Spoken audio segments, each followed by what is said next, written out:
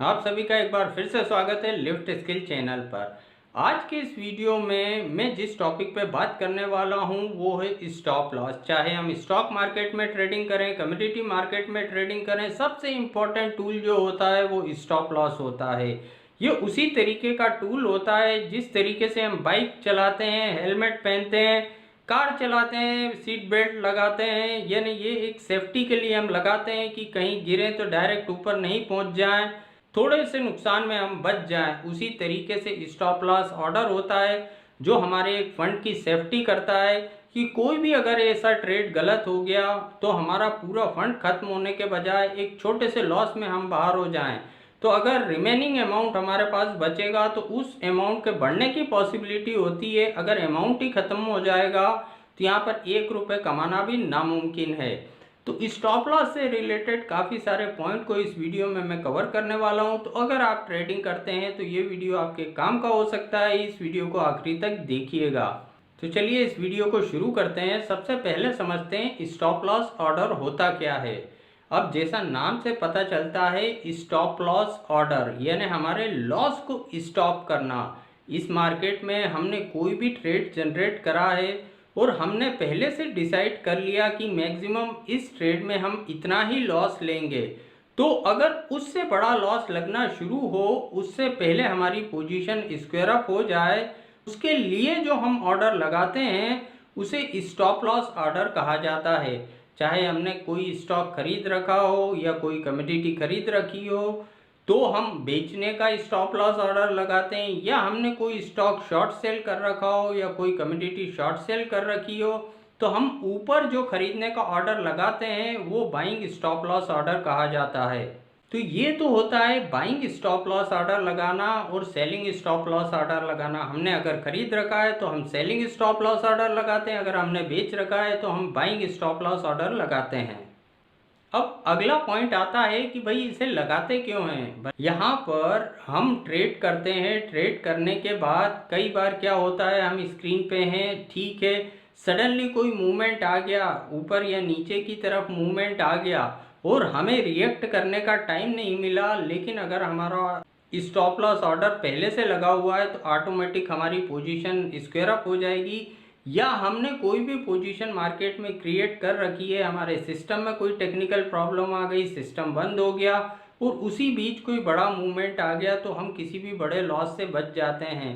तो हम चाहे स्क्रीन पर बैठे रहें या स्क्रीन पर नहीं रहें या हम कहीं भी रहें, अगर हम स्टॉप लॉस को फॉलो करते हैं तो चाहे कोई भी टेक्निकल प्रॉब्लम आए, सडनली मूवमेंट आए तो हमारी पोजीशन ऑटोमेटिक जो प्री डिसाइडेड लॉस है उस पर स्क्वायर अप हो जाती है। तो इसलिए भी स्टॉप लॉस लगाना काफ़ी ज़रूरी होता है। अब अगला पॉइंट आता है, कई स्टूडेंट मुझसे पूछते हैं सर स्टॉप लॉस तो समझ आ जाता है लेकिन यहाँ पर स्टॉप लॉस बाइंग और स्टॉप लॉस सेलिंग क्या होता है। अब यहाँ स्टॉप लॉस बाइंग और स्टॉप लॉस सेलिंग को थोड़ा सा डिटेल में कुछ एग्जांपल के साथ मैं समझाता हूँ तो आपको समझने में परेशानी नहीं होगी। कि भाई यहाँ अगर मान लो मैं स्टॉक मार्केट में वर्क कर रहा हूँ, कोई भी मेरी पोजीशन खड़ी हुई नहीं है यहाँ पर, लेकिन मैं टेक्निकल लेवल को फॉलो करके वर्क कर रहा हूँ। कोई स्टॉक 100 रुपये पर चल रहा है, मुझे लगता है टेक्निकली अगर ये 105 के ऊपर जाएगा तो ही इस स्टॉक में तेजी की संभावना है। तो 105 के ऊपर जब ये जाए तब 105 के लेवल पर मेरी बाइंग हो। तो यहाँ पर 105 पर मैं खरीदने का जो स्टॉप लॉस ऑर्डर लगाता हूँ कि वो जैसे ही 105 के ऊपर निकले और मेरी बाइंग हो जाए तो ये कहलाता है स्टॉप लॉस बाइंग ऑर्डर। उसी तरीके से अगर मैं कोई टेक्निकल लेवल को फॉलो कर रहा हूँ और मुझे लगता है कि अभी ये स्टॉक 100 रुपये पर चल रहा है और ये 95 के नीचे जाएगा तो ही ये कमज़ोर होगा, तो 95 के नीचे जैसे जाने लगे तब मेरी सेलिंग हो, मैं स्क्रीन पे रहूं या नहीं रहूं। तो यहाँ पर 95 के लेवल पर जो मैं बेचने का ऑर्डर लगा देता हूँ तो वो कहलाता है स्टॉप लॉस सेलिंग ऑर्डर। अब यहाँ पर सिंपल में बाइंग लगा देता या सिंपल में सेलिंग लगा देता तो क्या होता। अब कोई स्टॉक 100 रुपये पर चल रहा है और सिंपली मैं 105 पे अगर उसे खरीदने का लगा दूंगा, मार्केट में रेट 100 रुपये चल रहा है, मैं 105 में खरीदने आ गया तो सबसे पहले मुझे ही दे जाएंगे सामने वाले। और मान लो वो स्टॉक 100 रुपये पर चल रहा है और मैं 95 पर बेचने का ऑर्डर सिंपली मैंने लगा दिया, तो सबसे पहले जो मेरी ही सेलिंग हो जाएगी, क्योंकि 100 रुपये मार्केट रेट चल रहा है और मैं 95 पे बेचने आ गया।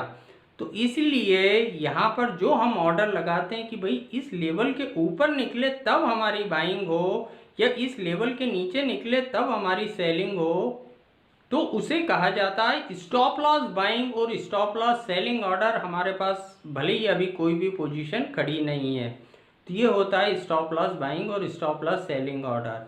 अब स्टॉप लॉस के बारे में अलग अलग लोगों की अलग अलग सोच है। कुछ लोगों को स्टॉप लॉस लगाना पसंद है, कुछ लोगों को स्टॉप लॉस लगाना नहीं पसंद है। लेकिन अगर हम एक लिमिटेड कैपिटल पे इस मार्केट में वर्क करते हैं, तो हमारी फंड की जो सबसे बड़ी सेफ्टी जो टूल करता है वो स्टॉप लॉस ऑर्डर करता है। यहाँ पर अगर हम स्टॉप लॉस ऑर्डर से वर्क करते हैं तो यहाँ एक पॉसिबिलिटी होती है हमारे काफ़ी आगे निकल जाने की। जैसे मैंने स्टार्टिंग में कहा, हमारा हर ट्रेड सही नहीं होगा, लेकिन कोई भी ऐसा एक भी ट्रेड गलत हो गया जो हमारी मैक्सिमम कैपिटल को अगर उसने डैमेज कर दिया, तो फिर सर्वाइव करना मुश्किल हो जाता है। 100 को 99 कर लेंगे चलेगा, 100 को 98 कर लेंगे चलेगा, 98 से 102 हो जाएंगे वो पॉसिबल है।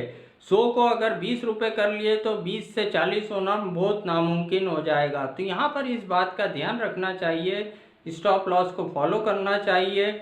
वो एक काफ़ी सेफर टूल है। भले ही कई बार ऐसा भी होगा स्टॉप लॉस हिट हो गया, उसके बाद टारगेट आ गया, ये सब चलता रहेगा, लेकिन ओवरऑल जो रिजल्ट निकल के आएगा वो डेफिनेटली फेवर में होगा। बाजार पहले बता के मूवमेंट नहीं करता है, बाजार सडनली मूवमेंट करता है।